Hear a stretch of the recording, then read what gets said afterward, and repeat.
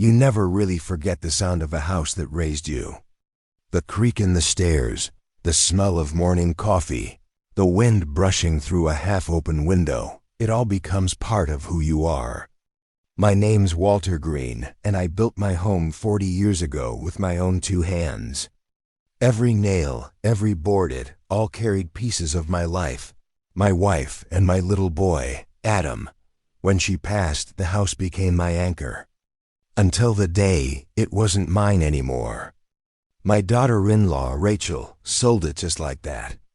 She said it was for the best, that I'd be better off somewhere smaller. But you can't sell a man's memories. You can't sell his roots. I didn't yell, and I didn't fight. I just left quietly, and years later, I came back with a single key and a note that would say everything I never could.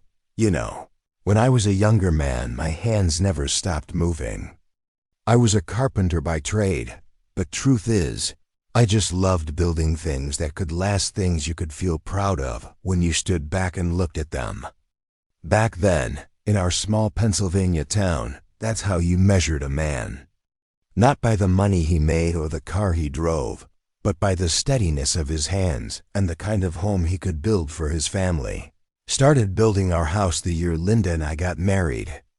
We didn't have much, just a little piece of land near the woods that my father helped me buy. It wasn't much to look at in the beginning, just a patch of dirt, a few scattered trees, and a dream that felt a little too big for the 2 of us. But Linda believed in it. She always did. She'd stand there with her hands in the pockets of her apron, watching me measure, hammer, and sweat through those long days. One day, she'd say, "We'll grow old right there on that porch you're building." And we did. I remember the sound of that hammer hitting wood in the still morning air. The way sawdust would settle on my boots. The smell of pine when I first cut the beams. Everything about that place carried a kind of peace, like I wasn't just building walls. I was building a life.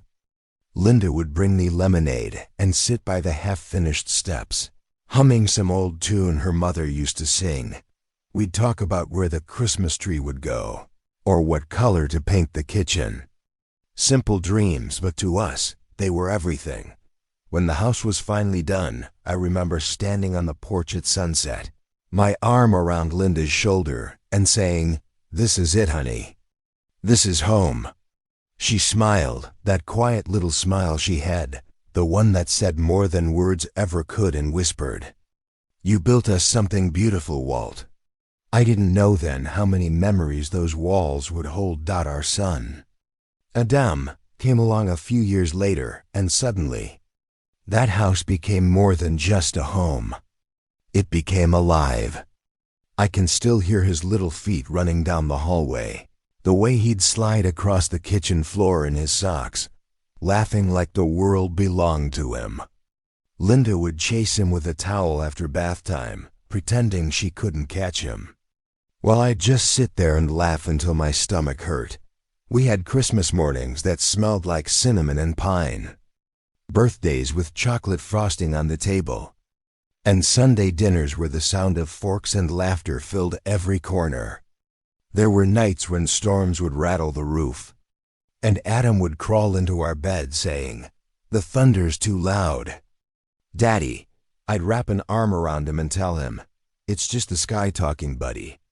It's nothing to be afraid of." That house saw everything, every joy, every sorrow, every small miracle of ordinary life. It was where I taught Adam how to ride a bike in the front yard, where Linda planted her rose bushes by the window, and where we buried our old dog, Rusty, under the oak tree out back. Time passed gently there, the way it does when you're too busy living to notice. Then one morning, I woke up and realized the years had run faster than I thought. Adam was grown, working in the city, and Linda, well, she wasn't feeling like herself anymore. The doctors called it something simple at first, something they said we could manage. But months turned into years, and I watched the light in her eyes fade little by little. That house became quieter then, emptier somehow, even though she was still there. I used to sit by her bedside at night, holding her hand, and she'd whisper things half awake. Sometimes she'd talk about the house, ask if I'd remember to water the roses or to fix the loose board on the porch.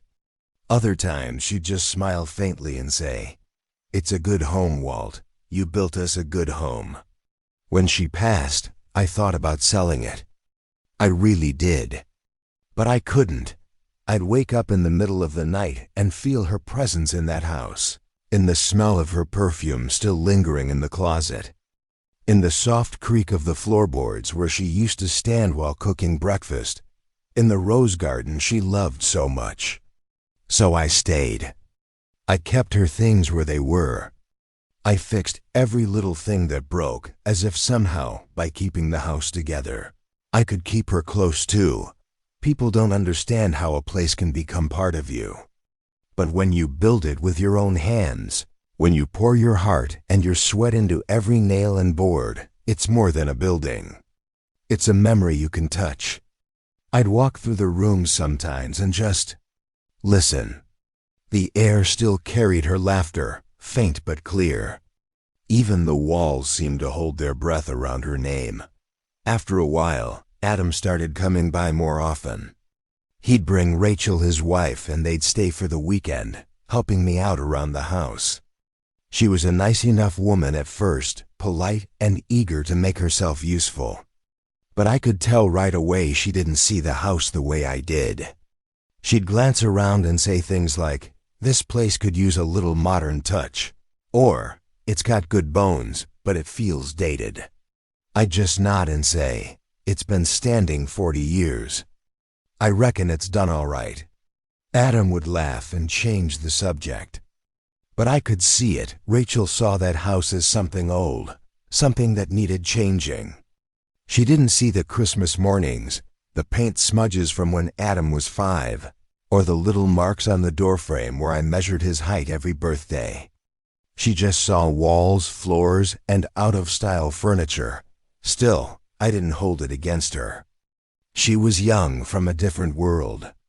Maybe she couldn't understand that some places aren't meant to be improved. They're meant to be preserved. The winters got harder after that. The pipes froze twice, and my hands, once steady as stone, started to tremble a bit with age. Adam worried, said maybe I shouldn't be living alone anymore. He'd offer to have me move closer to them, somewhere easier, smaller, safer. But I couldn't leave. I'd tell him, "I built this home for my family, son. If I leave it now, what's left of me stays here." He'd sigh, the way children do when they think they know better. "Dad," he'd say, "it's just a house." Just a house. I never said it out loud, but those words cut deeper than anything else. To him, maybe it was just a house. But to me, it was a life, our life. The sound of Linda humming in the kitchen, the way Adam's laughter bounced off those walls, even the long, quiet nights I spent alone after she was gone. That house was the only witness left to all of it. Sometimes I'd sit on the porch with a cup of coffee, watching the sun climb over the trees, and think about how everything comes and goes. People grow old, seasons change, but a house, if you take care of it, can hold on to pieces of you long after you're gone. That's what I wanted for mine. For it to stand. To remember.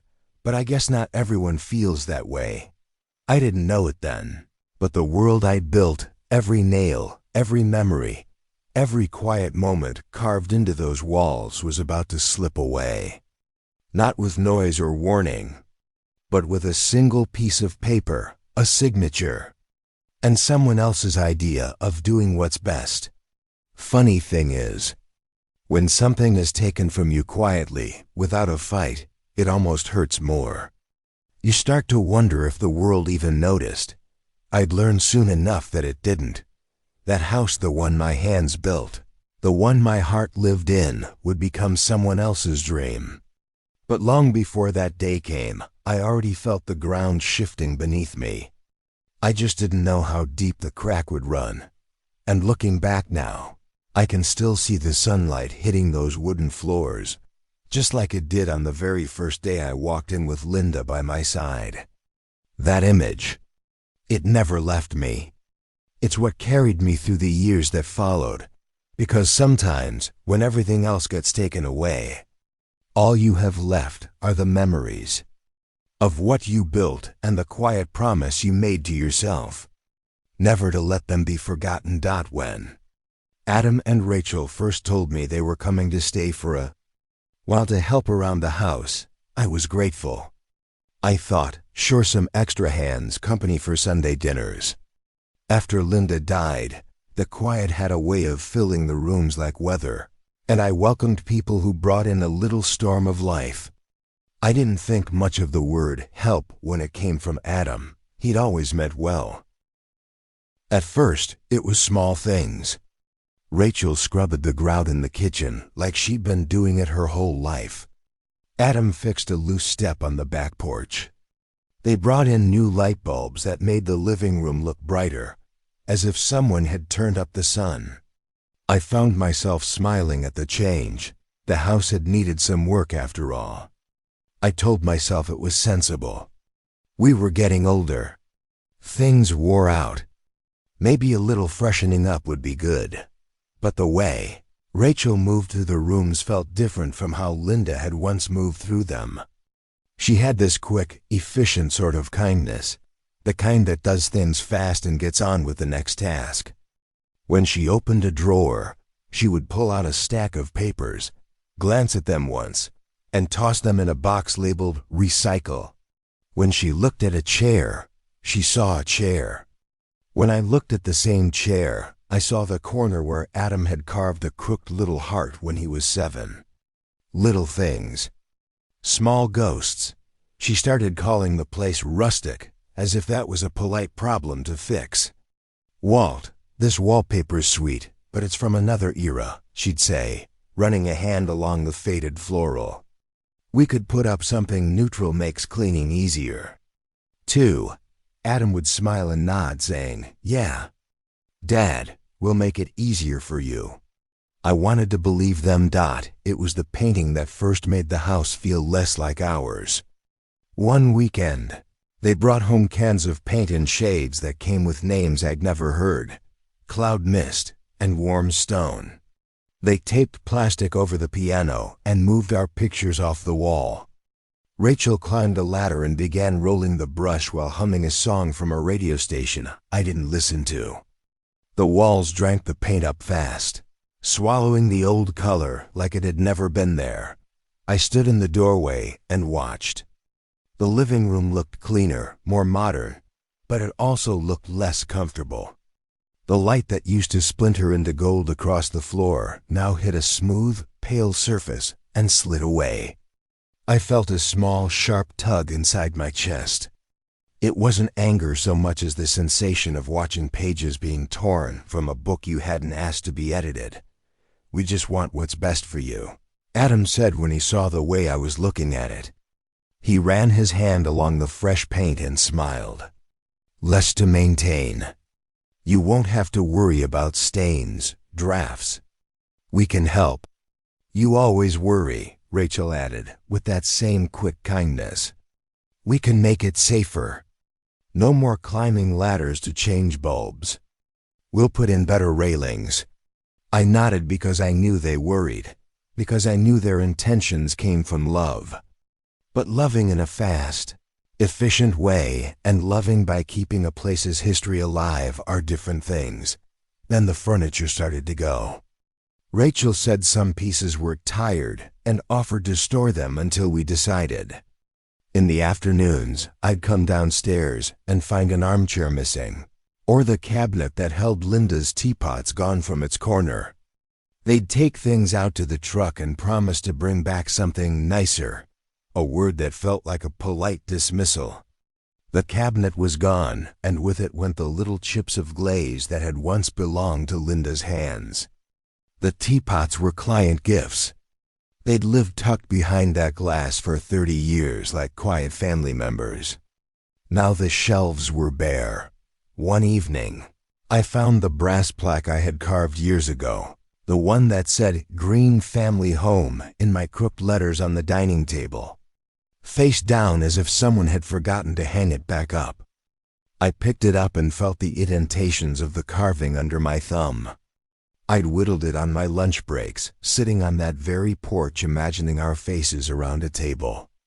I set it on the mantel and left it there, but the space over the fireplace felt wrong without it centered and proud. Like a name taken from a doorway, Rachel was practical in the way young people are when they haven't yet learned how important small things can be. She bought a sleek couch that sat like a new thing in the room, its fabric gleaming in the light. It was comfortable, I suppose, but it didn't have the soft sag in the middle where I'd read to Adam until his eyelids drooped. It didn't smell faintly of old books and lemon oil. I caught myself sitting on it and feeling like someone else's guest. "Dad," Adam said once, after seeing me linger over a stack of family photos I had rescued from a box marked "Donate. We're trying to make sure you're okay. You don't have to be alone in this big house." I wanted to tell him that being alone wasn't the problem. The problem was not being seen. The problem was that the house I had poured my life into was becoming a showcase for someone else's taste. But I didn't say it. I looked at Rachel and saw how earnestly she meant it. I looked at Adam and saw how his worry made his jaw tight. They were trying to protect me in the only way they knew how. There were other little signs. The tools I kept in the shed, the plane, the square. The packet of chisels I inherited from my father had been moved into a corner and placed on a high shelf labeled storage. I discovered them later when I went to get a hammer. They were clean and wrapped in plastic like relics. I unwrapped one chisel and felt its weight in my hand, and for a moment I was back at my bench, scraping the grain of a cabinet door until it shone. Then I put it back, knowing my hands weren't as steady as they used to be. Still, it hurt to see my life boxed up. Rachel began to talk about assisted living like a sensible next chapter. "There are nice places now," she said casually over coffee one morning, tapping her phone. "Communities where you have help, meals, people your age to talk with. We can find one nearby Adam and me." Her eyes were kind, but there was a firmness in her voice, an unspoken certainty that this was the right move. "I built this house," I said quietly, more to the room than to her, as if the beams themselves might agree with me. "I've kept it. I fixed the leak in the roof. I paint the fence. I don't want to leave." She reached across the table and touched my hand, something she did when she wanted me to stop resisting. "We just want you to be safe," she said. "You shouldn't be climbing ladders and shoveling the snow on your own. There's no shame in getting help." There probably wasn't, but to me, leaving felt like erasing. I kept imagining the day I might look back and find the house was still standing, but the life inside it was gone, the pictures replaced, the rose bushes dug up, the little marks on the doorframe sanded smooth. What would be left then? A perfectly kept house without the people who made it a home. One night, as rain drummed on the roof, I wandered through the rooms and turned on each lamp the first came to. The living room light warmed the new paint, but my hands instinctively reached for the old lamp beside the armchair that used to rock when Linda sat. It wasn't there anymore. They'd put a different lamp in its place, a modern one with a straight, cold light. I stood there with the switch still in my hand, feeling like a man stranded in someone else's memory. "I don't want you making decisions I won't understand," I told Adam later that week when he sat on the porch with me. His face was drawn. The lines at his eyes looked older than they had 5 years ago. "I just want to be consulted." "You were consulted, Dad," he said. "You signed the papers, remember? We did it so you'd be taken care of if anything happened." He said it kindly, but the memory tasted like something else. The time he mentioned had been when he brought over a stack of documents for me to sign, after a fall I'd had the winter before. I trusted him. I'd always trusted him. So you decided. We decided together, he said. We did it so you wouldn't have to worry. Sometimes out of love, people decide for you. It felt subtle, like a slow erosion rather than a storm that tears a roof off. But little by little, the rooms grew emptier of us. I caught myself talking aloud to the photos on the wall, telling Linda about the new curtains, as if she might mind the change.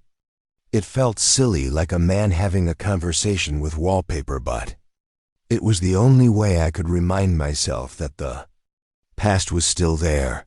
There was a day when they brought in a contractor to check the porch steps. A young man with a clipboard measured and nodded, then said, "We can put in composite decking, make it low maintenance. No more splinters." He smiled at Rachel, who smiled back, pleased as if she'd proposed something practical and been congratulated for it. The contractor didn't see the note I had on the old beam where I'd marked Adam's height with pencil every birthday. The beam meant nothing to him. They took measurements and drew up plans. I sat on a folding chair by the window and watched them walk around my yard like strangers planning a renovation. It made me feel unmoored, as if every memory was being mapped out and assigned new coordinates I didn't recognize. The house was transforming into something else, a background for someone else's stories. At night, sometimes I'd wake and listen for the sound of footsteps that used to belong to Linda or Adam. I'd imagine Adam's head ducking under the kitchen doorway to ask about dinner, or Linda's voice humming as she folded the mail. These ghosts felt the truest thing there. But with each passing day, those sounds seemed further away. I didn't make a scene. I didn't lock myself in a room and threaten lawsuits. That wasn't my way. I spoke when I could, and when my words were ignored, I found small ways to hold on. I moved my chisel back to the kitchen drawer, so it would be somewhere I could see it. I left the carved plaque on the mantel, slightly off-center as a quiet protest. I kept a cup on the table where Linda always set hers. No one used it, but I liked knowing it was there. What I couldn't have known then was how fast the quiet would harden into something else. How quickly the rooms I'd raised my life in would feel like someone else's project. How easy it could be for love, when mixed with efficiency, to become an eraser. One afternoon, Rachel came to me with a brochure. "There's a place downtown," she said. "It's nice. You could have a little apartment with a kitchenette. We'd visit. You'd have people around you." She sounded hopeful, like she was offering me a ticket to a gentler life. I took the paper, smoothing it with my thumb the way I used to smooth the corners of the plans when I built a house. The pictures of the community were clean as a polished floor. The brochure said things like security and convenience and peace of mind. I looked at Adam and saw his shoulders soften, the way a son's worry becomes his determination. I thought about Linda's voice asking me in the half-sleep of some night, "Would you be happy there, Walt?" I wanted to answer that she would be wherever I was, but I didn't say anything. I knew she'd want me to be safe. I knew she'd want me to be well taken care of, but I also knew that moving out would mean leaving the marks on the doorframe. The dent in the floor by the pantry where a chest had once stood. The place behind the couch where the cat used to nap. I thought about whether those things would be kept or whether they'd be sanded down, painted over, and put away into photos on a digital frame. That night, I walked through the empty rooms with a flashlight. The house looked like someone had taken a breath and exhaled clean. It was neat, practical, ready for a catalog. I sat on the stoop for a long time and watched the stars, thinking about all the little things that make a house a home. The porch light hummed, and somewhere a car passed slow down the lane. In the quiet, I felt the walls press close, like an old friend who's worried. The truth was this: I wasn't ready to let the house be a project. It was my life, and I needed it to be more than convenience for someone else. But the thing about being 70 is you learn how to read the intentions in someone's eyes. And you learn when to stand your ground and when to fold. The next morning, Rachel wrapped a blanket around my shoulders and put a plate of warm biscuits on the table as if to sweeten the world. She talked about plans about the porch, the paint, the new carpets. And I listened, nodding, while the rooms hummed with a future I didn't remember designing. I didn't know then what would come next. I only knew the house was changing its voice, and that it felt like someone was rearranging the sentences of my life. I could feel the empty rooms waiting, patient and polite. While the world outside decided what story would be told next, I was out of town that week, visiting an old friend from the shop who'd moved down by the river. We'd been friends since apprenticeships, two stubborn men who liked to talk about wood grain and weather and nothing else. We sat on his porch for a long afternoon, the kind of visit where nobody rushes to fill the silence. Just comfortable company and the slow passing of hours. I remember the light that day. Late summer sun and the sound of the river under the buzz of cicadas. I felt all right, more rested than I'd been in months. I told him stories about the pantry I'd rebuilt last winter, and the way the roses finally came back to life after Linda and I had planted new bushes. He laughed at the bit where I'd accidentally put the wrong hinge on and ended up inventing my own solution. It felt like the old days, the kind of easy talk men have when they don't need to explain themselves. Then my phone rang. I didn't recognize the number, but I answered anyway. "Walter Green," I said. The voice on the other end was polite, low, practiced. "Mr. Green? This is Karen from First Riverbank. I'm calling about the property at 12 Maple Lane. I see a recent transaction. Do you have a moment?" For a second I thought she was asking about taxes or property insurance. "Sure," I said, setting my coffee down. "What's going on?" There was a small pause, the kind that makes you sit a little straighter. "We wanted to confirm the closing documents were received and that you're aware of the sale. The buyer is listed as Clearview Properties. Closing occurred this morning." The words moved through me like cold water. Sale, closing, buyer. It took a moment for them to form a sentence in my head. "Sale," I said, because my mouth had to say the word aloud before my brain could bear it. "My house was sold." "Yes, Mr. Green. The paperwork indicates power of attorney was used to finalize the sale. Do you have any questions?" Her voice had that soft professional tone you hear on the phone, one that is polite and steady and practiced at calming people. I must have sounded foolish, because my friend reached for my elbow. "Walt," he said, eyes narrow with worry. I could hear the picnic plates clinking on the table behind us, the river talking like it always does, like nothing had changed. I don't understand," I said finally. "I signed papers a while back just in case. I trusted Adam. I thought those were only to handle banking if I was in the hospital or something." "According to the records," she said carefully, "the power of attorney was used.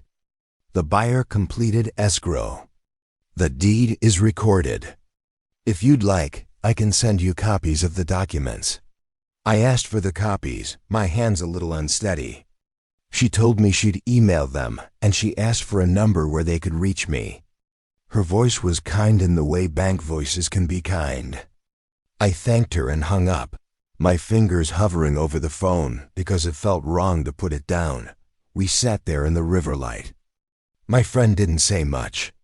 He just handed me back my coffee like a man who knows that sometimes the only thing to offer a friend is a hot cup.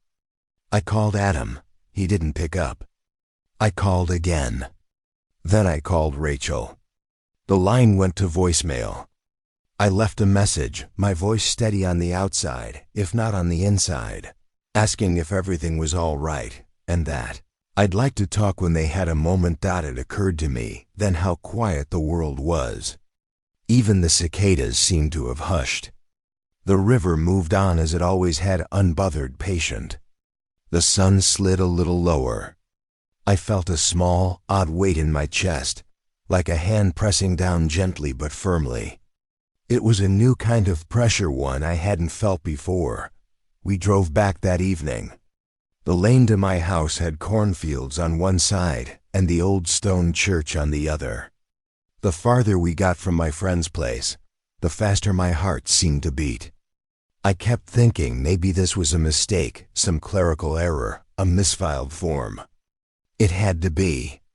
Adam would answer the phone if it weren't. He'd call right away, explain, apologize, and all of this would be cleared up. He didn't. He called late that night. "Dad, I'm sorry," he said, voice thin. "Rachel, she thought it would be best if we sold. She said the house was too much for you, and that we could use the money to make sure you were comfortable." He tried to explain about the offer, about Clearview Properties having a buyer ready. He tried to say it was all for my good. The words came out small, like someone trying to press a soft blanket over a fire. "I signed the papers months ago when you were in the hospital," I heard him say, and the way he said it made the room tilt. "You trusted me. When Linda had been sick, I had trusted him. I had signed paperwork because he had asked, because in that moment I believed him with the kind of trust a father has for his child. I thought we were making plans so that if something happened, if I ever needed help, things would be handled without fuss. I didn't imagine it would be used to erase a life. I told him I'd call the bank, that I wanted to see the documents, to talk to whoever had handled it. But he was patient and apologetic and said it was already done. We thought it was best, Dad. I'm sorry you found out this way." There was a sadness in his voice that sounded almost genuine. After he hung up, I sat on the edge of the bed and let the silence fill me up. I didn't yell. I didn't call lawyers. That wasn't me, never had been. I'd never been a man to make a scene. The betrayal didn't explode. It settled like dust in the corners. It was a slow settling that made everything feel a little dimmer. That night I walked through the rooms. I opened the kitchen cabinets and felt for the familiar cup I always used, the one with a small chip on the rim. It was there. Little comforts. Little proof. I slept poorly. In the morning, I started packing. Packing, in a way, felt like tending a small funeral. You choose carefully what stays and what goes. You fold things the way you remember them folded. I wrapped the carved plaque in an old dish towel. I set the chisel and plane in a battered toolbox. I put Linda's teapot in a box and tucked a sprig of rosemary on top because she liked the smell of it in her tea. I put Adam's crooked heart mark in an envelope with a note I'd written, folded the corner of the paper where I'd once measured his height. Packing felt strange, like moving around bones of a life. Neighbors started to notice. Of course, Mrs. Jenkins from next door came over with a pie and a look of worry. That made me want to tell the truth, and also to spare her the weight of it. "You coming to the sale?" she asked, voice low, as if the word itself might bruise. I told her I wouldn't be there to stare at the new owner and that I'd be fine. She hugged me like people do when they don't have words. I found a small rental in a nearby town. It was modest, a 2-bedroom place with linoleum floors and a heater that sounded like a small animal at night. The landlord was pleasant, a man who liked to chat about the weather and who seemed to understand why an older man might want a place that's easy to manage. It would do. I told myself it would do. Moving day arrived with a quietness that felt rehearsed. Adam and Rachel helped some, polite and careful, as if we were all actors in a play about a man downsizing. There were no raised voices, no dramatic confrontations. Rachel packed a box and paused, looking directly at me for a moment. Her eyes looked tired. "We just wanted what's best for you," she said again, voice soft, and I believed she meant it. But meaning and result are not always the same thing. I took the chisel one last time before heading to the truck. I ran my thumb along the edge, feeling the familiar groove where wood had met tool and been changed. The house looked small from the road, the roofline like an old friend's hat. I sat in the truck for a long while, hands on the wheel, watching the porch swing move in the breeze, a motion that had once been part of my daily rhythm. I wanted to stay until the sun went down.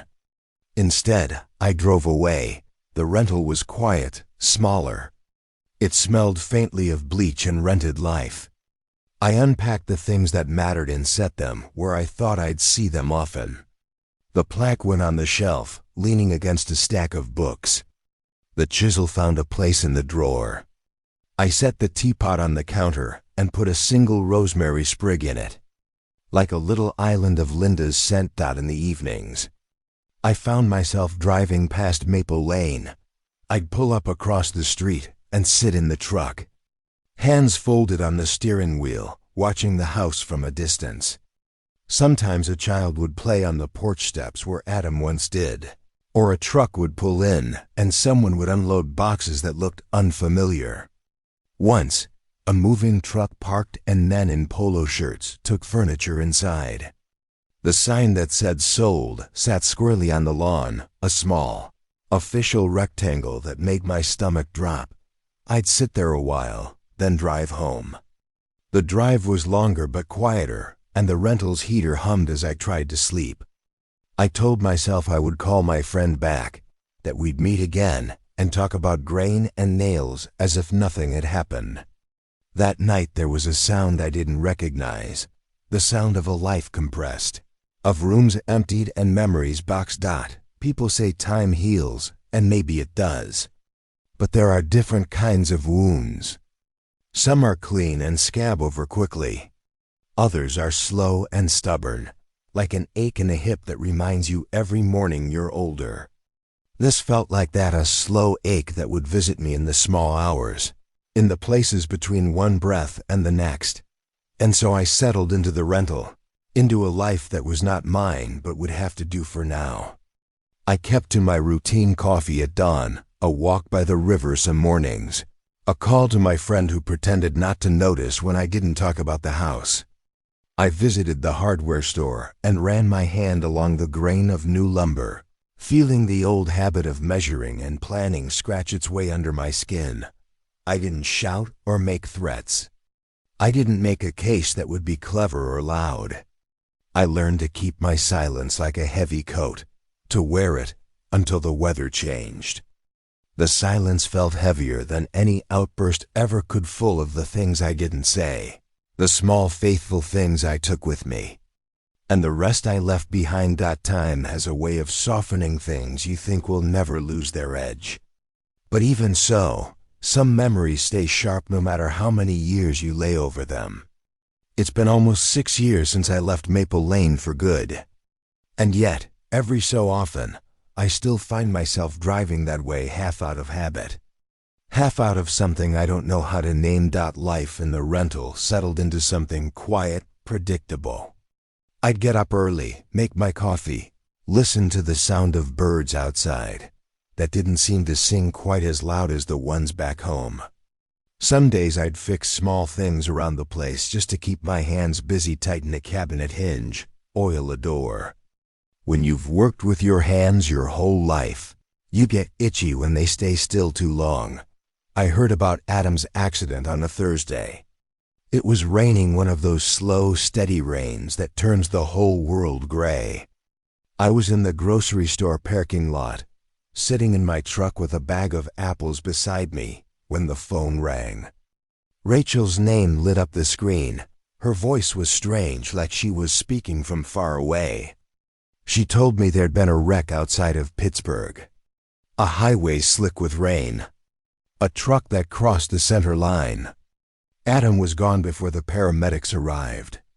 She said the words flatly, as if saying them any other way might make them too real. I didn't say much. There's a kind of silence that comes when your mind can't hold what you just heard. And I guess I fell into that. When she stopped talking, I only managed, "I'll come." She told me I didn't have to, that the service would be small, that she'd handle everything. That last part, she'd handle everything, stuck with me. She'd been handling everything for a long time, hadn't she? At the funeral, I stood in the back. I watched the slideshow play across the wall, pictures of Adam as a boy, then as a man. There were photos from the house, but most of them were cropped close, just faces. I wondered if she'd chosen them that way on purpose, to keep the house out of the frame. People came and went, murmuring condolences that slid past me like fog. Rachel didn't say much either. We shook hands instead of hugging. Maybe that's just what grief looks like between two people who stopped knowing each other years ago. After the service, I drove back toward Maple Lane. I don't know what I expected to find, maybe a sign that the world had stopped, just a little. But it hadn't.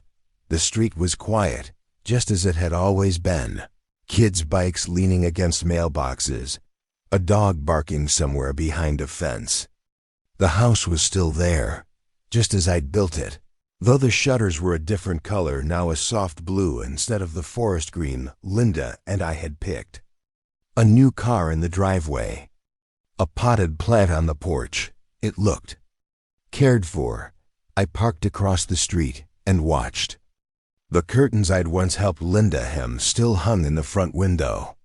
At least they looked like ours, though maybe they weren't. The porch swing was still there too, creaking a little in the breeze.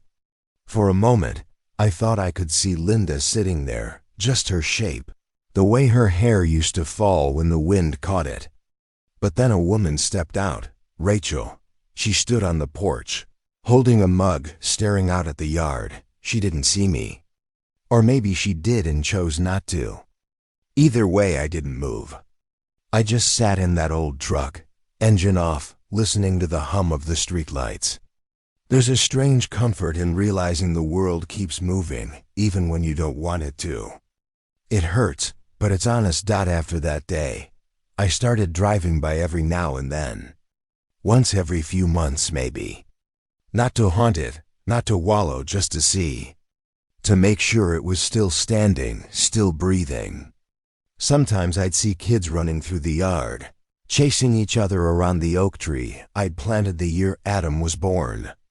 Their laughter sounded like echoes of the past, and I couldn't help but smile, even when it stung. Rachel eventually remarried. I heard it through the grapevine, as people say. The man was a teacher, someone from town. I saw them once, sitting on the porch swing together, cups of coffee in hand. They looked content. That was the hardest part, seeing peace in the place that had held so much of me. I didn't hate her for it, not really. Hate takes too much energy, and I was too tired for that kind of thing. What I felt was quieter, an ache, a distance that used to be full of something, but wasn't anymore. Sometimes, when I sat across the street watching that house, I'd think about Linda, what she'd say if she were still here. I imagined her voice, gentle but firm, saying, "Walt, you can't carry a house with you. You have to let it live its own life now." I'd smile at that, because it sounded like her, always wiser than me. Always right in the ways that mattered. Still, letting go isn't something you just decide to do one morning over coffee. It happens in small, uneven steps. Some days you feel lighter. Some days you find yourself driving the same route again, without realizing it until the mailbox comes into view. One autumn evening, I pulled up across from the house just as the sun was setting. The light hit the roof just right, making it glow like it had back when I first finished it.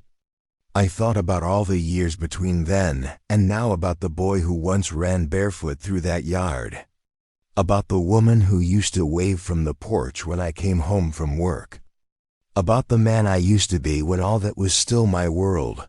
The house looked almost the same, but I wasn't. I sat there until the sky went dark, then started the truck. But before I drove off, I took something from the glove compartment, a small, old key on a ring, worn smooth from years in my pocket. The last spare. The one that had never left my hand, even when everything else had. I turned it over in my fingers, watching how the porch light caught on the metal. That key held the shape of my past, and I wasn't ready to let it go. Not yet.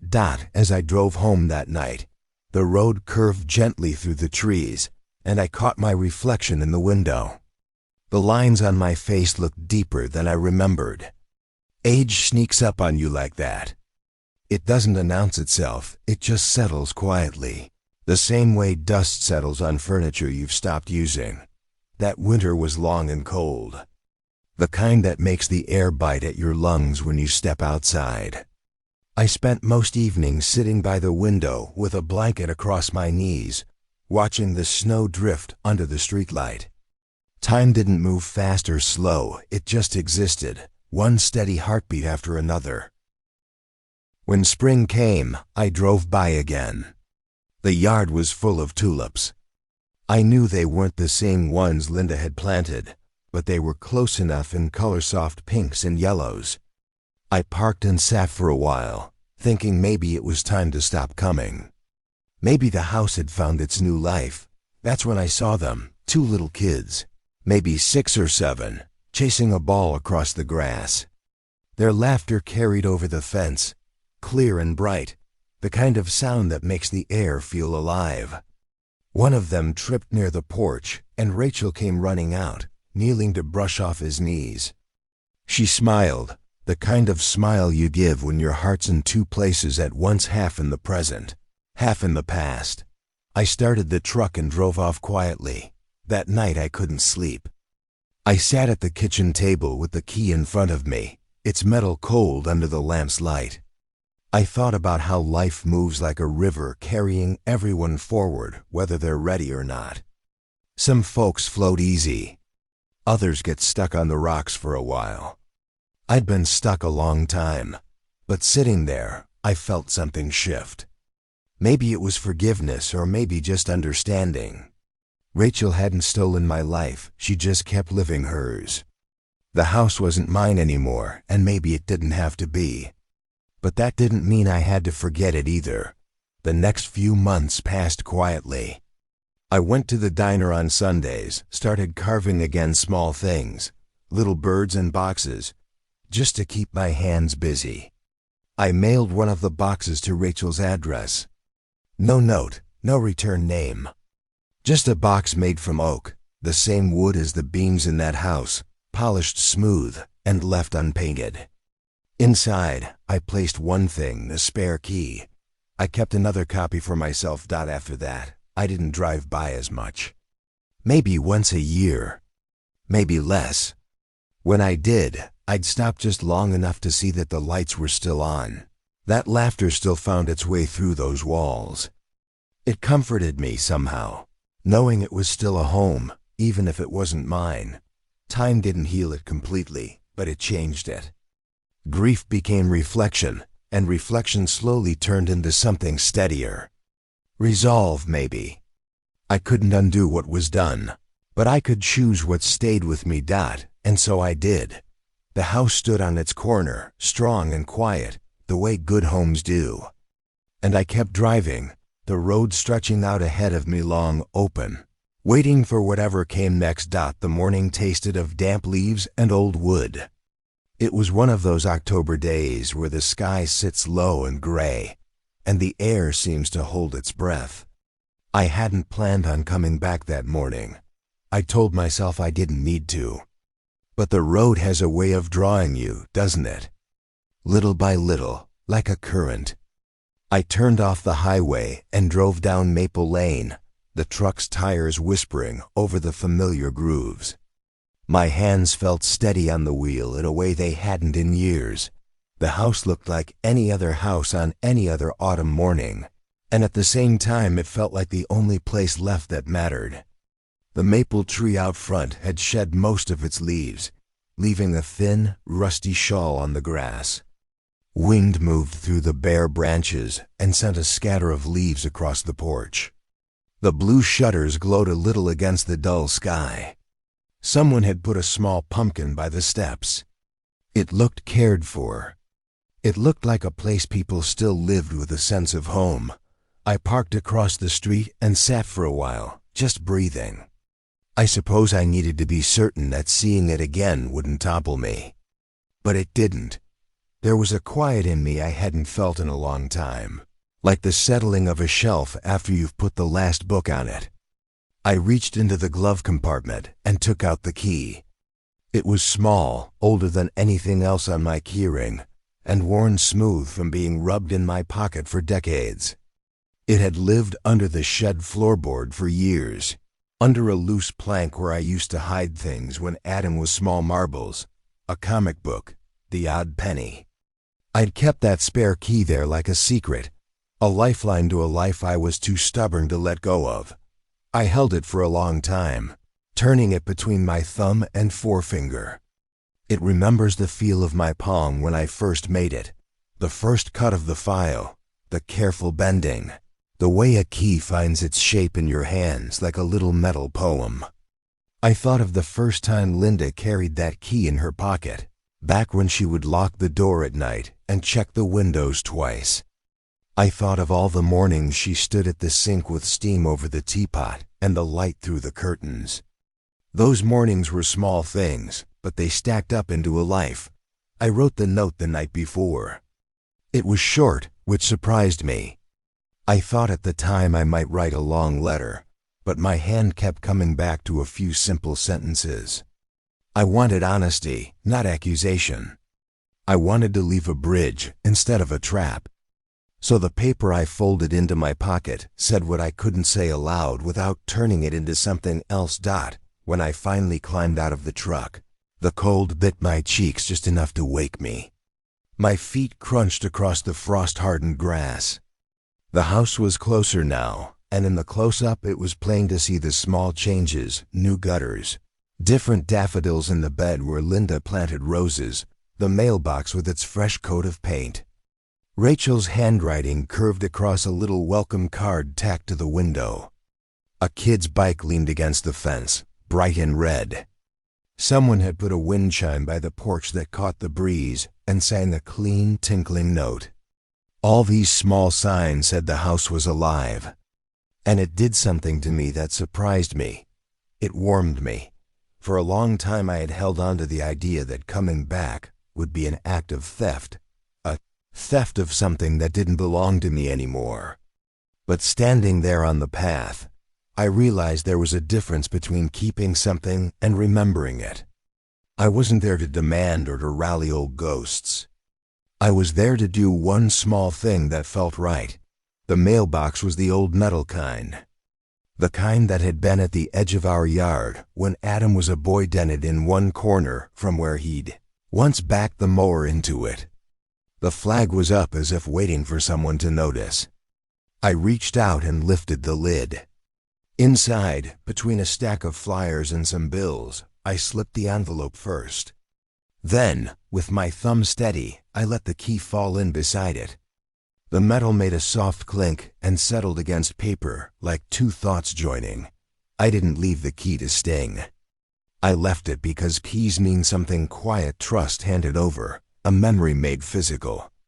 The note read simply, "Rachel for the house. Thank you for keeping it alive." Walt, that was it. No long sermon, no accusation. Just a small, honest line. I could have written more, could have poured out the years like water, but I wanted room for the letter to breathe in whoever's hands it might fall into. Standing there, I thought about how we measure value. For me, the house was a ledger of small things, nails, hinges, a patched roof, a crooked porch swing. For Rachel, perhaps it was a canvas. For Adam once, it had been both.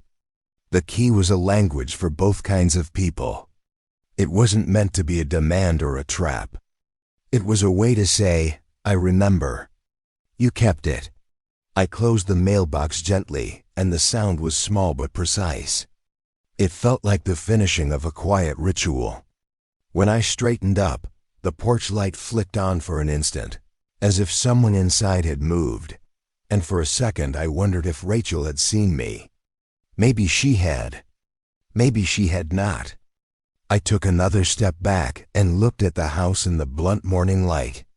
There was a softness in the windows that had always been there, the kind you can't paint into a wall. Linda's rose bushes still cast thin shadows on the clapboard.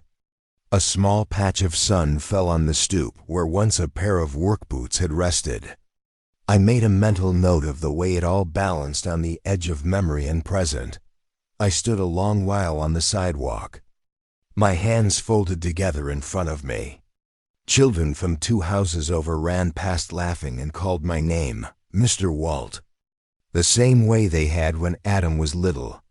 I waved, and one of them slowed down to pat the truck as though it were a friendly animal. His mother called after him to be careful, and they disappeared around the bend.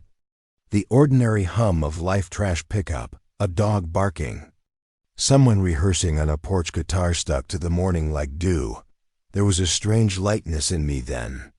Not the weightless kind of relief, but the settled kind, like a cup that you finally finish drying after a long wash. I'd come with something heavy and left something small but meaningful. I had placed the key where it could be found, and I had written the note I needed to write. Leaving it tucked there felt like handing a baton across time. Some things don't need to be fought over. Some things need to be remembered. Rachel didn't come out to meet me. If she'd stood in the doorway and read the note there on the spot, perhaps our story would have altered then and there. But she didn't, and I didn't wait to see what she'd do. I had learned, in the years of living in a little rental and driving past on quiet afternoons, that pressing a point rarely changed anything for the better. People change when they're ready, not when you insist they should.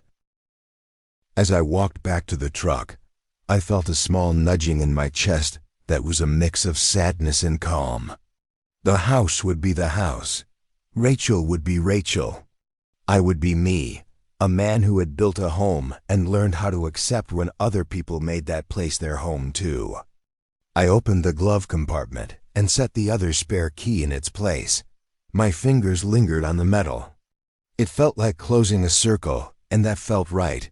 Before I left, I slowed and looked up at the attic window where Linda used to dry her herbs. A faint shadow moved, a curtain stirred. Perhaps it was wind. Perhaps it was someone inside making breakfast. The porch light blinked, and for the first time in a long time, I didn't feel the sting of being an outsider in my own past. I felt nothing dramatic, no triumphant swell or terrible regret, just the steady small piece of a thing tended to. I walked to the truck and climbed in. The engine was warm with the residue of a car running too long in cool air. I started it up and sat for a moment, hands on the wheel. There was a sense of completion that didn't belong to anyone else's timeline. I had done what I came to do. As I pulled away, I turned my head and watched the mailbox disappear behind the maple tree. For the first time in years, I felt like I'd left something that wasn't a debt, but a gift in offering, a tiny bridge. Across a river I'd learned to cross without getting swept away. I didn't know if Rachel would understand it that way. I didn't know if she'd be touched, indifferent, or angry. Maybe she'd toss the key in a drawer and forget it. Maybe she'd cry or think of me, or of Adam, or of something she hadn't expected. Whatever happened, I'd planted a small seed. Time would do the rest. The road rolled beneath me, orange leaves sliding along the shoulder.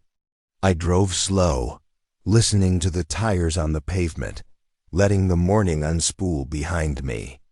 I had come for an ending of one sort and left something that might start a new kind of telling. The rest would be for the house and the people inside it to decide. When I tucked that little envelope and the key into the mailbox that gray morning, I didn't have a plan beyond the note itself. I wanted to leave something honest, nothing loud, nothing meant to punish. You learn over the years that loud things rarely change anyone for the better. Quiet things, on the other hand, have a curious way of getting under the skin. A few weeks later, word came back in a way I never expected. I'd been sitting in the rental with the radio low and a cup of tea cooling on the table when the knock came.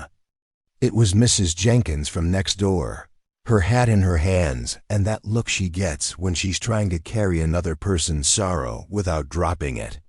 She'd been running an errand and saw Rachel on the porch, standing at the mailbox, her shoulders shaking like a wet rag. She'd watched Rachel pull the letter free and unfold it as if the paper itself might be fragile.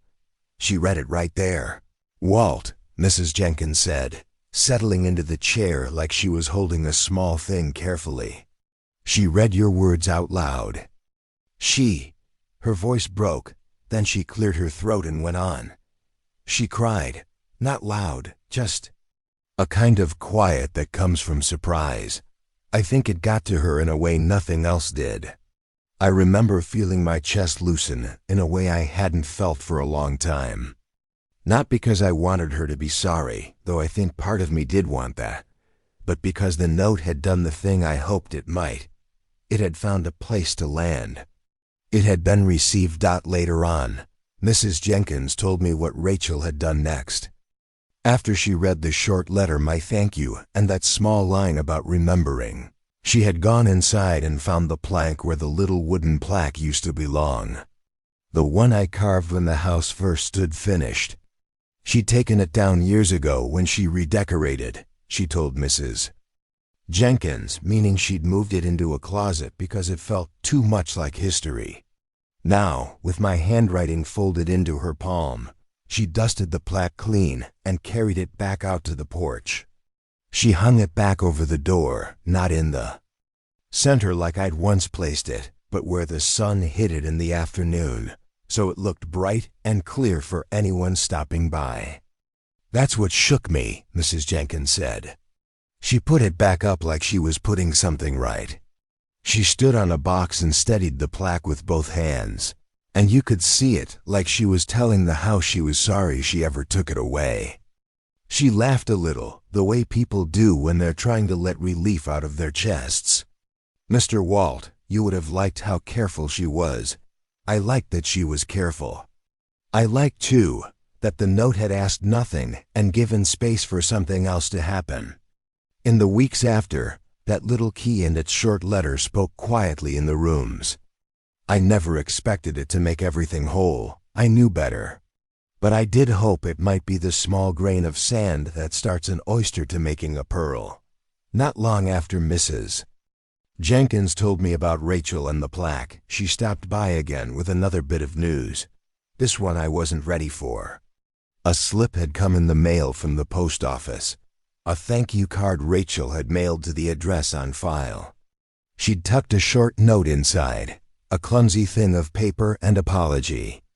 Thank you for the letter, she wrote, and the key.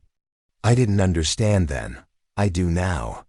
She'd written it with a hand that looked practiced and awkward at once, the way someone does when they mean what they say, but are not used to saying it. Mrs. Jenkins had taken the card up to the counter at the post office to make sure it reached me. The clerk there, a young woman with a soft voice, had written "Return to sender" across the front and put it back in the box. I didn't know why, at first, until Mrs. Jenkins sat down and said what she'd been trying to deliver gently. "Walt, there's been a notice. They returned it because your address can't be found. Mr. Green, you're listed as deceased." The words landed in the room like a winter branch touching glass. I remember smiling then, which sounds odd, but the smile wasn't for myself. I felt a kind of strange relief, like a long, hard inning that had finally ended. I had lived as I had wanted, slow, steady, with my hands busy, so the obituary did not surprise me. I'd thought of my own leaving as something private, small, the way I'd always liked things. The notice in the post office was another small private thing. It meant my world had folded in on itself in the ordinary way it often does, quietly, with little ceremony. Mrs. Jenkins told Rachel the same thing the clerk had told her, and for a while there was a hush.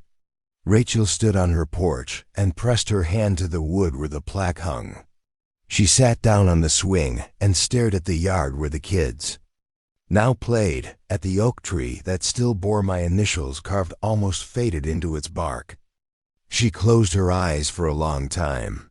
When she finally opened them, there were wet glints at the corners. She came to the service. Not the big kind, no drumbeat, no speeches, but the sort of small thing that means a person was part of a neighborhood, of other people's days. There were a handful of folks from town, the mail carrier, a man from the hardware store, Mrs. Jenkins. Rachel stood near the back, and when she saw the carved plaque on the table, someone had brought it, dusted and small, her face pinched, in a way that made me think of all the quiet reckonings people carry. Afterward, she asked the woman at the church if she might come by the house to talk. She wanted to look at the attic where, once upon a time, an old man had kept boxes of things that smelled like lavender and dust. She wanted to see the porch, swing, and the kitchen where so many eggs had been scrambled and friendships made. She told them she'd been wrong about a few things. She told them she'd thought efficiency equaled kindness, and that sometimes kindness looks a lot like sitting with someone, not fixing them. What moved me, what humbles me still, is how willingly she learned. She didn't make a show of apologies. She didn't pile them up and put them in the middle of the room to be admired. Instead, she did small, steady things. She planted tulips where my wife had planted roses. She kept the little wooden plaque polished and strong. She left the key on the mantel in a little dish that sat beside a fresh-cut bouquet. When neighbors came by, she would point to it sometimes and say, "This was his." There was a softness to the way she said it, the kind of quiet respect that grows from understanding. I hear people say, "You can't take things with you," as if possession was the whole of life. But we do carry things: memory, habit, small acts of care. Rachel's gratitude took shape in those acts. She kept the house alive because she wanted to, not because she had to. She let the porch swing teach her what it meant to sit and watch a sunset without rushing away. She let the crook in the old banister remain, even though she could have sanded it smooth. She learned that the little imperfections were not problems to solve, but the house's honest history. The key sat in that dish for a long time. Sometimes, kids would come by and ask about it. Rachel would tell them a short, careful version. A man named Walter carved a plaque for the house. He loved the place. He left a key and a note, and the note was kind. The kids would look at the key like it might open some treasure, then run off to invent one on the lawn. That is how memory keeps itself lively, by being told again, then retold, in new languages. As for me, I like to think I did the small work I set out to do. I didn't change the past or move mountains. I left a key and a line of paper. They did more than I expected. They nudged a woman's conscience and steadied a house's memory. There's a deep comfort in that, for an old man who worried that everything he built might be tidied away into a single pristine photo. The house continued. So did the people. And in the quiet way small things do, forgiveness found its way in. If there's anything I'd say to you, if you're listening now, holding some small thing you're tempted to throw away, think twice. Some things carry more than they look like. A chair, a plaque, a key. These are anchors. They remind people who they were and who they can still be. Take a moment to listen before you clear away someone else's past. You might find, like Rachel did, that keeping is not always the same as clinging. Sometimes it's kindness.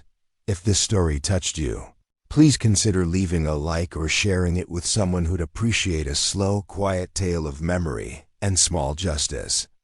And if you'd like more stories like this, it would mean a lot if you'd subscribe.